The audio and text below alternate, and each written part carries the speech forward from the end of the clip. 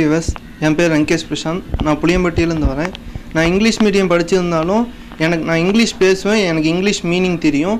ஆனால் வந்து சென்டென்ஸு ஸ்லோவாக பேசுகிறது தான் எனக்கு இருக்கிற பிரச்சனையே. இங்கே அரவிந்த் இங்கிலீஷ் சேர்ந்ததுக்கப்புறம் நான் கொஞ்சம் கொஞ்சமாக ஃபாஸ்ட்டாக கற்றுட்டு வரேன். எனக்கு ஒரு அண்ணா இருக்கான், பேர் தமிழ் மனோஜ் பிரசாந்த்னு. அவன் இன்ஜினியரிங் முடிச்சிட்டான். அவன் என்கிட்ட ஃபாஸ்ட்டாக இங்கிலீஷ் பேசும்போது நான் அதை புரிஞ்சிக்கிற தன்மை எனக்கு இருக்குது. நான் ஆனால் அவங்ககிட்ட கொஞ்சம் ஸ்லோவாக தான் பேசுவேன் இங்கிலீஷு. அதுக்காக தான் நான் இங்கே அரவிந்த் இங்கிலீஷில் ஜாயின் பண்ணேன். இப்போ நீங்கள் இங்கிலீஷ்னு இந்த ஜென்ரேஷனை பொறுத்த வரைக்கும் இங்கிலீஷ்னு பார்த்தீங்கன்னா பெரிய பெரிய ஸ்கூல்லாம் ஆயமா வேலைக்கு சேரும் போது கூட நம்மளுக்கு இங்கிலீஷ் தேவைப்படுது. சின்ன குழந்தைங்க இங்கிலீஷில் பேசும்போது நம்ம ரிப்பீட் பண்ணலன்னா அது நம்மளுக்கு ஒரு ஷையாக இருக்குது.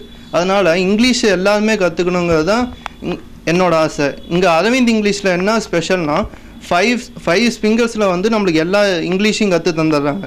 அது எப்படின்னு யாருக்குமே இது வரைக்கும் தெரியல. இது வரைக்கும் இந்த மாதிரி ஒரு டெக்னிக்கை எந்த ஒரு சென்டர்லையும் யூஸ் பண்ணதில்லை. இதுதான் ஃபஸ்ட்டு சென்டர் ஃபைவ் ஃபிங்கர்ஸில் இங்கிலீஷ் கற்று தரதுங்கிறது. அதுக்கப்புறம் பார்த்திங்கன்னா இங்கே இருக்கிற டீச்சர்ஸ் பற்றி சொன்னோம்னா இவங்க எல்லாமே நல்லா புரிகிற மாதிரி கிளியராக சொல்லித்தராங்க. டென்ஷனே இல்லாத டென்சஸ் எடுக்குதுன்னா அது ஒரே சென்டர் எங்கள் அரவிந்த் இங்கிலீஷ் சென்டர் தான்.